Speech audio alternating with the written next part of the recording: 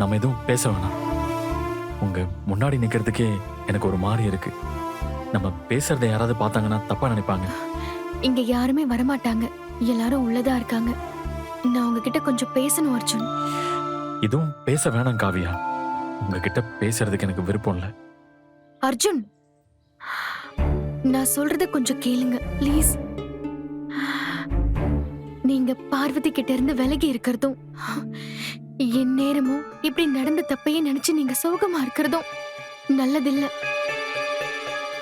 நம்ம 2 பேருக்கும் தெரிஞ்ச இந்த விஷயத்த நீங்க மத்தவங்களுக்கு புரிய வைக்க பாக்குறீங்க. இப்படி இருக்காதீங்க அர்ஜுன். தயவு செஞ்சு நார்மலா இருக்கிறதுக்கு ட்ரை பண்ணுங்க.